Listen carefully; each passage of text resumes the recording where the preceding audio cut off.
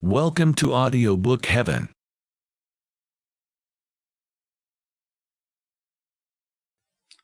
Oliver Twist by Charles Dickens. Chapter 13. Some new acquaintances are introduced to the intelligent reader, connected with whom various pleasant matters are related appertaining to this history. "Where's Oliver?" said the Jew, rising with a menacing look. "Where's the boy?" The young thieves eyed their preceptor as if they were alarmed at his violence, and looked uneasily at each other, but they made no reply. "What's become of the boy?" said the Jew, seizing the Dodger tightly by the collar and threatening him with horrid imprecations. "Speak out, or I'll throttle you." Mr. Fagin looked so very much in earnest that Charlie Bates, who deemed it prudent in all cases to be on the safe side, and who conceived it by no means improbable that it might be his turn to be throttled second, dropped upon his knees and raised a loud, well-sustained and continuous roar, something between a mad bull and a speaking trumpet. "Will you speak?" thundered the Jew, shaking the Dodger so much that his keeping in the big coat at all seemed perfectly miraculous. "Why, the traps have got him, and that's all about it," said the Dodger sullenly. "Come, let me go, will you?"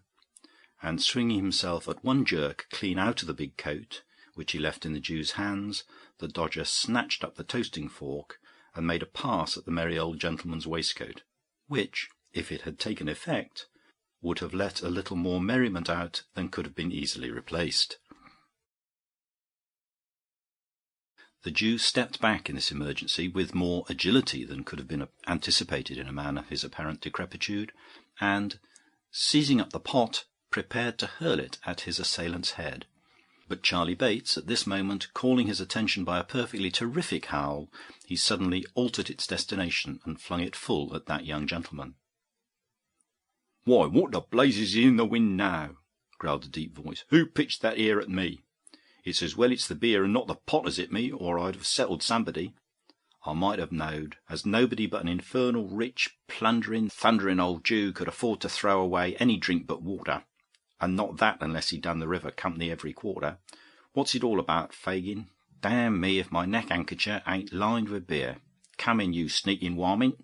What are you stopping outside for, as if you was ashamed of your master? Come in."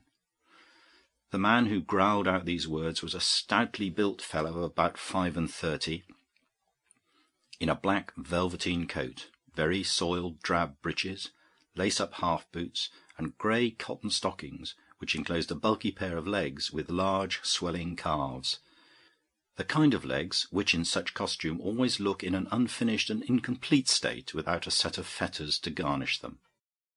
He had a brown hat on his head, and a dirty belcher handkerchief around his neck, with the long frayed ends of which he smeared the beer from his face as he spoke. He disclosed, when he had done so, a broad, heavy countenance with a beard of 3 days' growth, and 2 scowling eyes, one of which displayed various parti-coloured symptoms of having been recently damaged by a blow. "Come in, Jeer," growled this engaging ruffian. A white, shaggy dog, with his face scratched and torn in 20 different places, skulked into the room.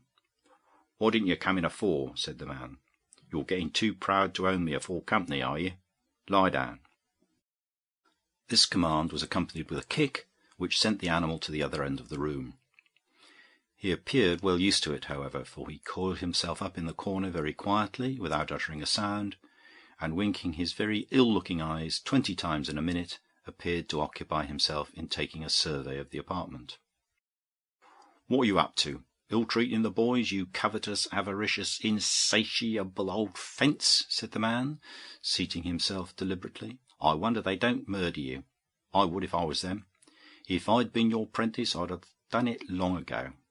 And no, I couldn't have sold you afterwards, for you're fit for nothing but keeping as a curiosity of ugliness in a glass bottle, and I suppose they don't blow glass bottles large enough."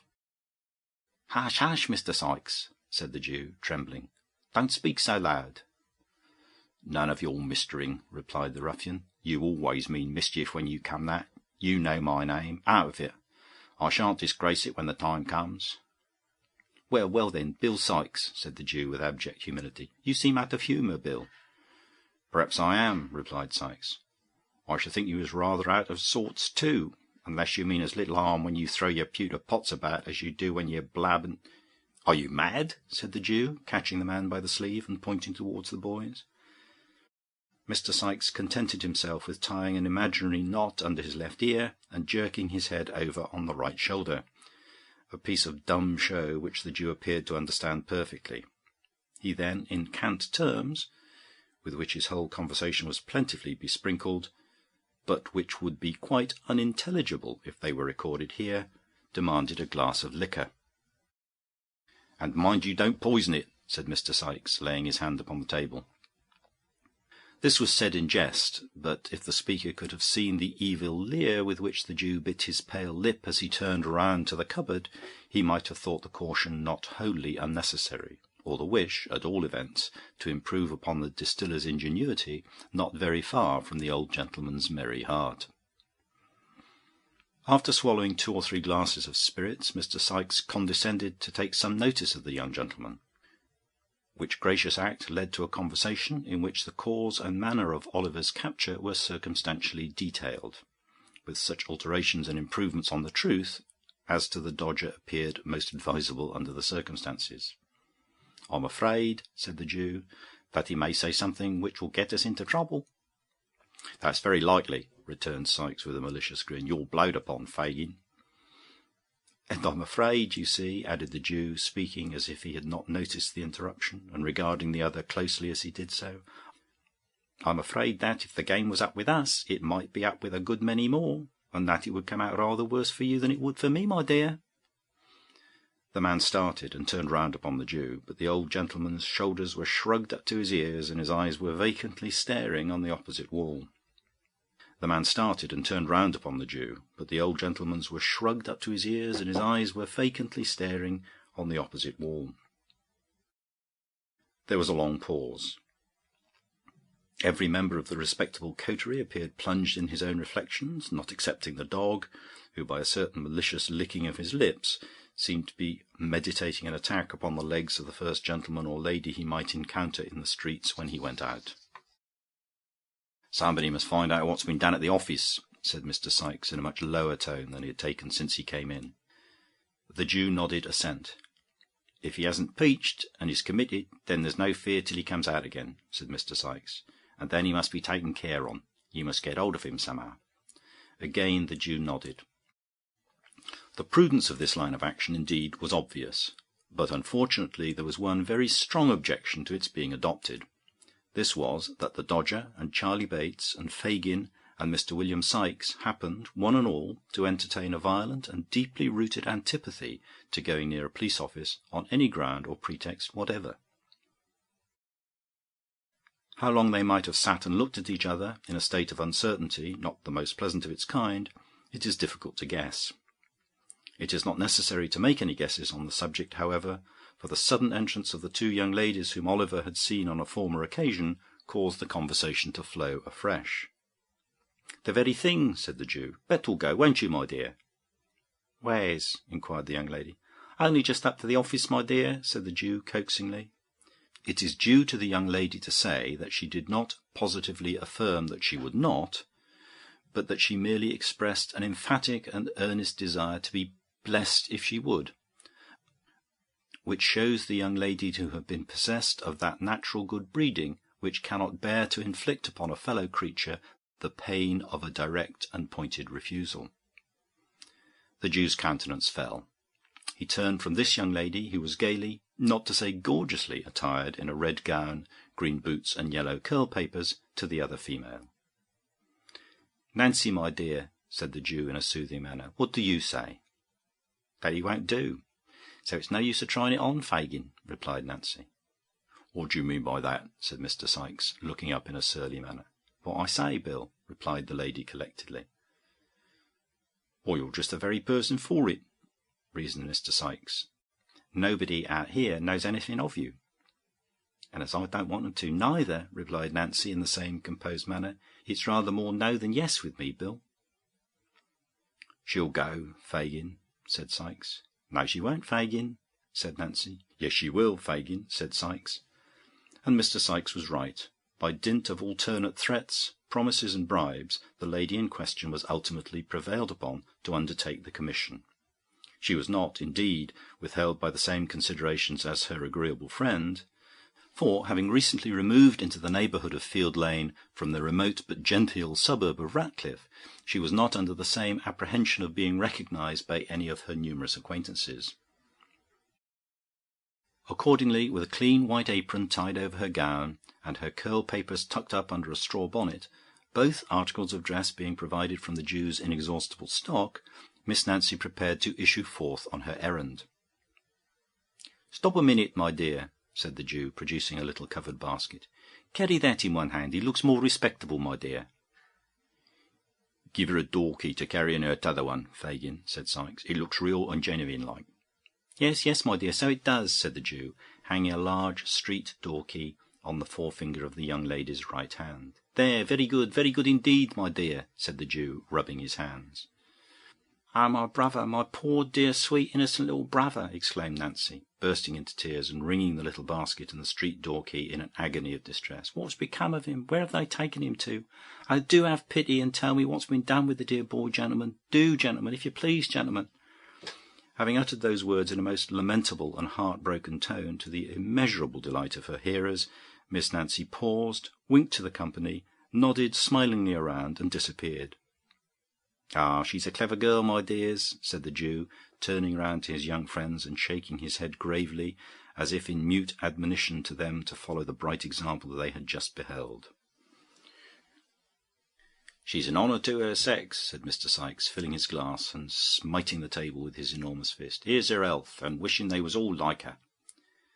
While these and many other encomiums were being passed on the accomplished Nancy, that young lady made the best of her way to the police office, whither, notwithstanding a little natural timidity consequent upon walking through the streets alone and unprotected, she arrived in perfect safety shortly afterwards.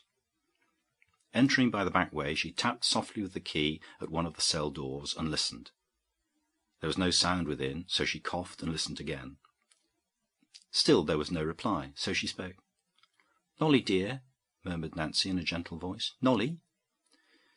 There was nobody inside but a miserable, shoeless criminal who had been taken up for playing the flute, and who, the offence against society having been clearly proved, had been very properly committed by Mr. Fang to the House of Correction for 1 month, with the appropriate and amusing remark that since he had so much breath to spare, it would be more wholesomely expended on the treadmill than in a musical instrument.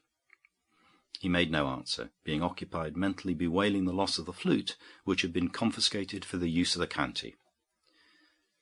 So Nancy passed on to the next cell and knocked there. "Well?" cried a faint and feeble voice. "Is there a little boy here?" inquired Nancy, with a preliminary sob. "No," replied the voice. "God forbid." This was a vagrant of 65 who was going to prison for not playing the flute, or in other words, for begging in the streets and doing nothing for his livelihood. In the next cell was another man who was going to the same prison for hawking tin saucepans without a licence, thereby doing something for his living in defiance of the Stamp Office. But as neither of these criminals answered to the name of Oliver, or knew anything about him, Nancy made straight up to the bluff officer in the striped waistcoat, and with the most piteous wailings and lamentations, rendered more piteous by a prompt and efficient use of the street door key and the little basket, demanded her own dear brother. "I haven't got him, my dear," said the old man. "Where is he?" screamed Nancy in a distracted manner. "What, a gentleman's got him," replied the officer. "What gentleman? Oh, gracious heavens, what gentleman?" exclaimed Nancy. In reply to this incoherent questioning, the old man informed the deeply affected sister that Oliver had been taken ill in the office, and discharged in consequence of a witness having proved the robbery to have been committed by another boy, not in custody, and that the prosecutor had carried him away in an insensible condition to his own residence, of and concerning which all the informant knew was that it was somewhere in Pentonville, he having heard that word mentioned in the directions to the coachman. In a dreadful state of doubt and uncertainty, the agonized young woman staggered to the gate, and then, exchanging her faltering walk for a swift run, returned by the most devious and complicated route she could think of to the domicile of the Jew. Mr. Bill Sikes no sooner heard the account of the expedition delivered than he very hastily called up the white dog, and putting on his hat, expeditiously departed, without devoting any time to the formality of wishing the company good morning. "We must know where he is, my dears. He must be found," said the Jew, greatly excited. "Charlie, do nothing but skulk about till you bring home some news of him. Nancy, my dear, I must have him found. I trust you, my dear, to you and the artful for everything. Stay, stay," added the Jew, unlocking a drawer with a shaking hand. "There's money, my dears. I shall shut up this shop tonight. You'll know where to find me. Don't stop here a minute, not an instant, my dears." With these words he pushed them from the room, and, carefully double-locking and barring the door behind them, drew from its place of concealment the box which he had unintentionally disclosed to Oliver. Then he hastily proceeded to dispose the watches and jewellery beneath his clothing. A rap on the door startled him in this occupation. "Who's there?" he cried in a shrill tone. "Me," replied the voice of the Dodger through the keyhole. "What now?" cried the Jew impatiently. "Is he to be kidnapped to the other Ken, Nancy says?" inquired the Dodger. "Yes," replied the Jew. "Wherever she lays hands on him. Find him out, that's all. I shall know what to do next, never fear." The boy murmured a reply of intelligence and hurried downstairs after his companions. "He's not peached so far," said the Jew as he pursued his occupation. "If he means to blab us among his new friends, we may stop his mouth yet." End of chapter.